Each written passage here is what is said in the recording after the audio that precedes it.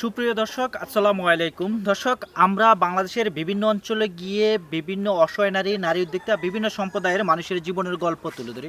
দর্শক, আজ আমরা এসেছি মানিকগঞ্জ সাটুরিয়াতে। তো মানিকগঞ্জ সাটুরিয়াতে আমার সামনে যে বোনটিকে দেখতে পাচ্ছেন তার নাম সাপিয়া। এর আগে বেশ কিছু ইউটিউব চ্যানেল তাকে নিয়ে বেশ কিছু প্রতিবেদন করেছে। তিনি একজন নারী উদ্যোক্তা। তিনি গত ৮ মাস ধরে ঘরোয়া পরিবেশে বাসার ছাদে নেট এবং পলিথিন ঝুলে একটি ছোট মুরগির খামার তৈরি করেছেন। আমরা তার এই সফলতার গল্প শুনবো এবং তার জীবনের গল্প শুনবো। আসসালামু আলাইকুম। ওয়ালাইকুম সালাম। কেমন আছেন আপা? হ্যাঁ, ভালো আছি। ভালো আপনারা আছেন? তো ভালো আছেন? আচ্ছা আপা, প্রথমে আপনার পরিবারে কে কে আছে এই বিষয়টা আমরা একটু শুনতে যাচ্ছি। আমার পরিবারে একটা মুরব্বী শাশুড়ি আছে, আচ্ছা আচ্ছা আচ্ছা হাজবেন্ড সৌদি আরব থাকে, আচ্ছা আর আল্লাহর রহমতে 3টা মেয়ে আছে। একটার বয়স 12 বছর, আচ্ছা একটা 9 বছর, একটার 3 বছর। আচ্ছা, সুখী হ্যাপি ফ্যামিলি।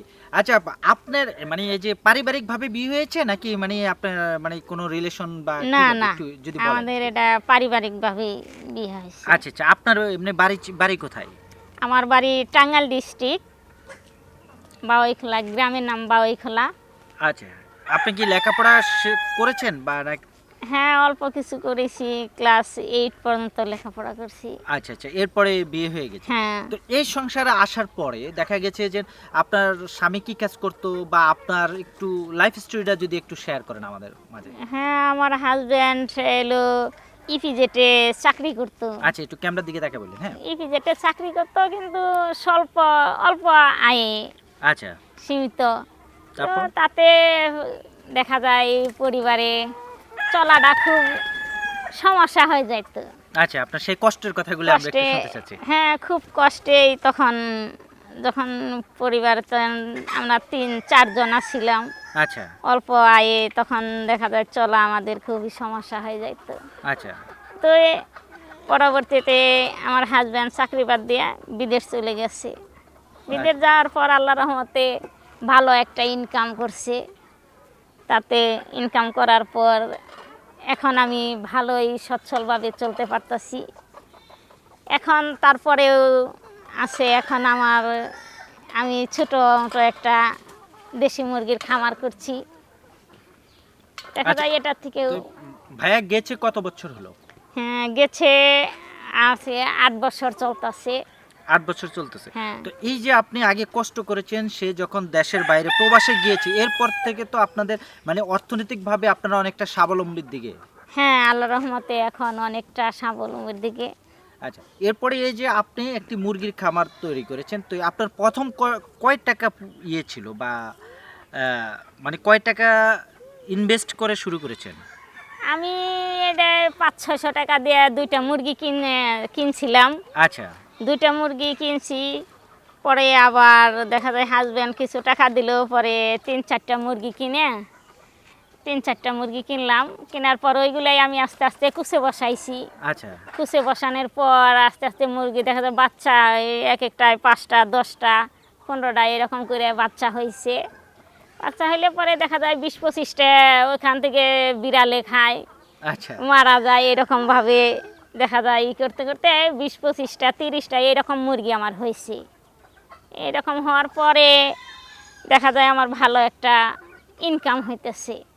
আচ্ছা, তো আপনার যখন আপনার ভাইয়া জানলো যে আপনি এরকম মানে একটি ছোট্ট আকারে খামার তৈরি করতেছেন বা 500 টাকা আপনি প্রথম বলছেন ইনভেস্ট করছেন, এরপরে ধাপে ধাপে হয়তো বাড়িয়েছেন নাকি? হ্যাঁ হ্যাঁ, আমি এই মুরগি দিয়ে কুচে বসাই বাচ্চা উঠাই আমি এইগুলা এখন অনেকগুলা করছি।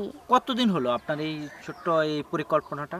এটা হয়েছে বর্তমানে 9 মাস চলতেছে। 9 মাস রানিং চলতেছে। হ্যাঁ, 9 মাস চলতেছে। তো 9 মাসে আপনি কত টাকা ইনভেস্ট করেছেন এখানে? 9 মাসে আমি এর জায়গা থেকে আমি আসলে তখন তেমন একটা হিসাব করি নাই। দেখা আচ্ছা, গেছে আচ্ছা। যে আমি এইগুলা থেকে ডিম পারছে, এইগুলাই বসাইছি। এইগুলা বসানোর পর মুরগি এইগুলা থেকে আস্তে আস্তে যখন আমার বাড়ছে, 30টা 35টা মুরগি হয়েছে, তখন আমি একটা ইনকিউবেটর মেশিন কিনে নিছি। আচ্ছা, এই যে আপনার আমরা সেটা শুনবো, কিন্তু হঠাৎ করে যে আপনার মুরগি পালতে হবে বা কাউকে দেখে বা কোনো খামারিকে দেখে আপনি কি এটা শুরু করেছেন, নাকি আসলে কিভাবে আপনার এই মাথার ভিতরে মানে এই পরিকল্পনাটা আসলো? না, এটা আমি কাউকে দেখেও না বা কোনো ইয়ে থেকে না। এটা আমি যখন ওই মুরগি কয়েকটা ওই বানাইছি তখন দেখা যায় যে মুরগিতে ভালো একটা দেখা যায় ইনকাম আসে। আচ্ছা আচ্ছা। ইনকাম আসে কারণ দেশি মুরগির ডিম দেয় প্রচুর চাহিদা, 60 টাকা 50 টাকা এরকম ডিমের হালি দাম, কিন্তু এটার ভালো একটা ইনকাম আসে যে মানুষের চাহিদাটা অনেক চাহিদা। এই কারণে আমার একটা মনেই আসলো যে দেখি যদি এই থেকে ভালো একটা কিছু করা যায়, এরকম একটা কিছু করতে পারি, তাহলে আমার মনে হয় একটা আমি অনেক দূর আগানোর জন্য একটা চেষ্টা করতে পারি। এটাই আমার একটা হইল। আচ্ছা আপা, আরেকটা জিনিস, আপনি এক সময় কষ্টে ছিলেন, তারপরে ভাই দেশের বাইরে গেছে, একটু সুখের স্বপ্ন দেখেছেন বা ভালো কিছু করলেন। দেখেন, বাংলাদেশে এমন অনেক মা বোন আছে যে তারা খুবই অসহায় বা কোনো পরিকল্পনা ছাড়া, তাদের উদ্দেশ্যে যদি আপনি একটু কিছু বলেন বা আপনাকে দেখে তারা কি শিখতে পারে। হ্যাঁ, যদি এইরকম খুব অসহায় থাকে তো তারা ইচ্ছে করলে এমনি 2-4টা 5টা মুরগি যদি বাড়িতে কিনে পালে নিজেরাই মুরগিগুলা কুচে বসে একটু বাড়াইতে পারে, তাহলে বেশি না 2-3 মাস সময় একটু তাদের সমস্যা হইতে পারে, খাবার দাবারের সমস্যা বা পালার জন্য একটু সমস্যা হতে পারে। এটা তো তবে বেশি চেষ্টা করলে এটা বেশি তেমন একটা ইনভেস্ট করতে হয় না। আচ্ছা এই কারণে যদি তারা চেষ্টা করে যে না আমরা 2-1 মাস একটু কষ্ট করি, তাইলে দেখা যায় যে দেশি মুরগি যদি পালা যায় তাইলে তাদের জন্য খুব ভালো হইবে, আস্তে আস্তে এটা তাদের জন্য খুব সুবিধাও হইবে। আচ্ছা, আমরা একটা জিনিস দেখলাম আপনার ছাদে নেট ঝুলানো আর হলো পলিথিন দাও, আসলে এটা কত টাকা এখানে খরচ হয়েছে আপনার? আসলে আমার এটা প্রায় 1200-1500 টাকার মতো খরচ হয়েছে।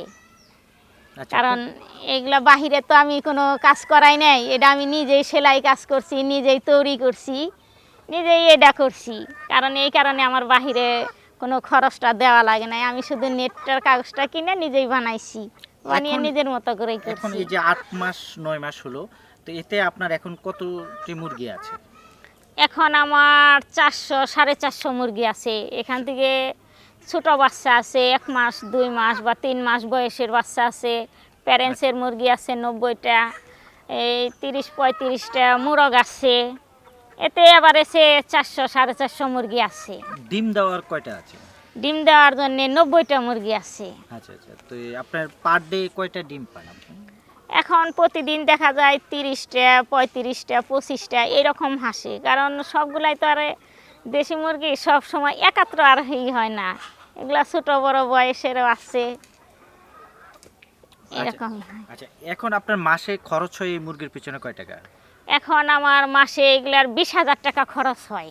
আর আপনার আয় হয় কত? আমার আয় আল্লাহর রহমতে এক জায়গা থেকে দেখা যায় 10,000 টাকা থাকতেছে। সম্মানিত দর্শক শ্রোতা, আমরা সাপি আপার আরও গল্প শুনবো, কিন্তু ঘরোয়া পরিবেশে প্রথম 500 টাকা ইনভেস্ট করেছেন, এর পর্যায়ক্রমে এরপরে মাঝে মধ্যে একটু ইনভেস্ট করেছেন। আসলে সে একটা কথা বললেন, বেশি টাকার প্রয়োজন হয় না, এখানে ইচ্ছা শক্তিটা হলো সবচেয়ে বড় কিছু। দর্শক, আপনারা আমাদের সাথে থাকুন এবং পরবর্তীতে আমরা সাপি আপার আরও গল্প জানতে আমাদের চ্যানেলের সাথে থাকুন। আসসালামু আলাইকুম।